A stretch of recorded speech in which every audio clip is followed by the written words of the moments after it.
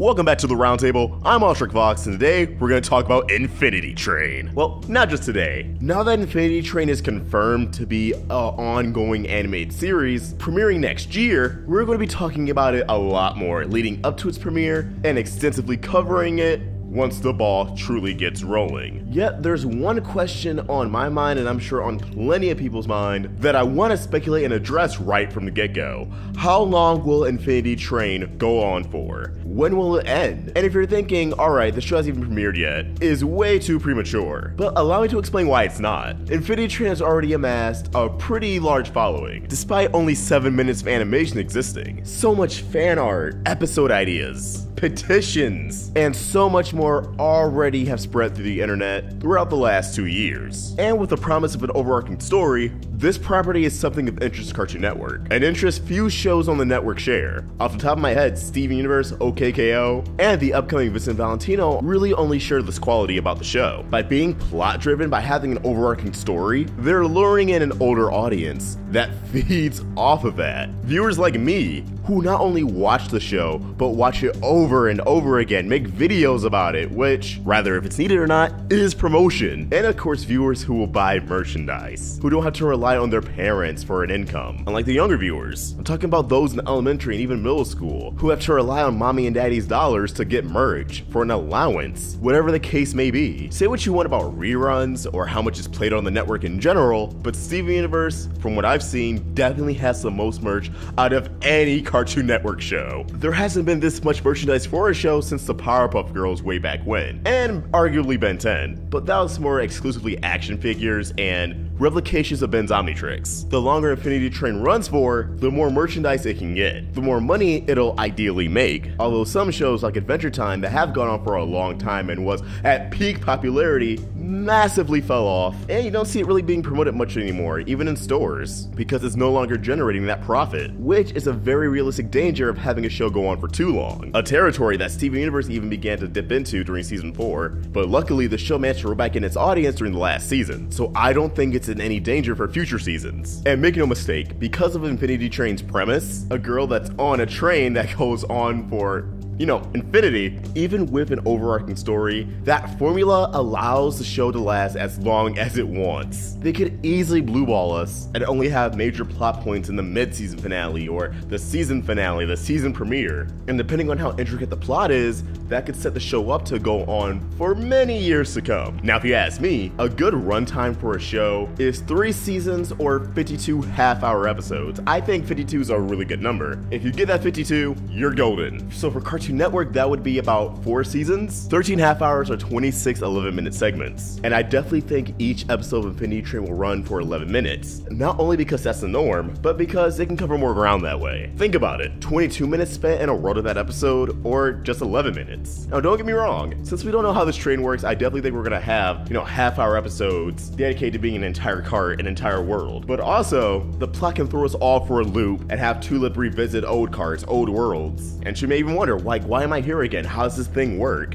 But we also need to keep in mind that Infinity Train could be a miniseries, much like Over the Garden Wall or Long Live the Royals. But I really hope that's not the case, because even if Owen Dennis has an entire plot, an endgame set in stone, what really excites me about Infinity Train is that it bleeds creativity. The pilot alone was something we've never seen before. I mean, a kingdom of corgis? Sign me up. The show established that Tulip cannot predict what's gonna happen next, what world she's gonna stumble into. Hell, if they really want it, this could open up some crossover opportunities. And they already said some plot points. What happened to Tulip's family? What's with the number on her hand? Why did it change? What does it mean? What's the deal with this robot attendant type deal? Is he the main antagonist, or is it gonna be revealed, oh no, he's actually not that bad? Again, these plot points could all be reintroduced, established, and solved within a 10 half-hour episode miniseries. Hell, Over the Garden Wall was like, what, 5 half hours? But there's just so many missed opportunities by not making it a full-on series. Now for Cartoon Network, believe it or not, they don't really have that many canceled shows. In fact,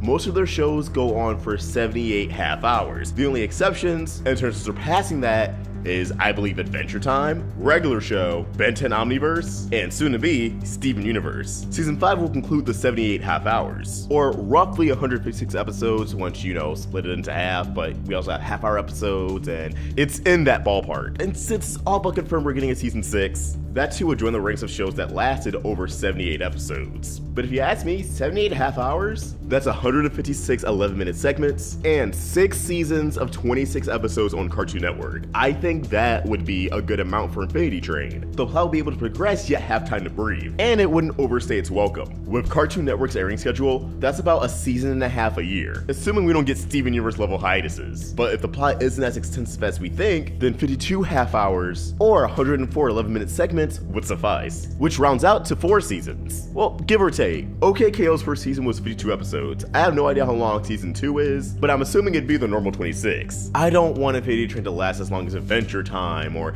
even regular show, because while I adored those series, they started to warm out the welcome like 2-3 years ago. Although in the case of regular show, they were able to properly develop each character and give them their own resolution and arc by the end of the series, so I can't say any of those seasons were a waste. As for Adventure Time, I'm massively behind. I heard it really picked up the last season, and I want to catch up before the hour-long finale that's gonna come eventually. So yeah, either 52 or 78 half hours for Infinity Train, which would be either 4 or 6 seasons, assuming each season is 26 episodes. And the show would last, I would say, probably 4 years at that rate, maybe even 5. That's how long I think Infinity Train will last. The golden standard is 78 episodes. And I think that works out because they'll be able to efficiently match how much merchandise they can, get enough stories out of it without stretching the plot too thin. And just imagine the colorful cast of characters we're gonna get from 78 half hours. Of course, this is not set in stone. Cartoon Network has not renewed Infinity Train for a total of 78 half hours. At the most, if we're lucky, season 2 may be greenlit by the time season 1's already airing on television,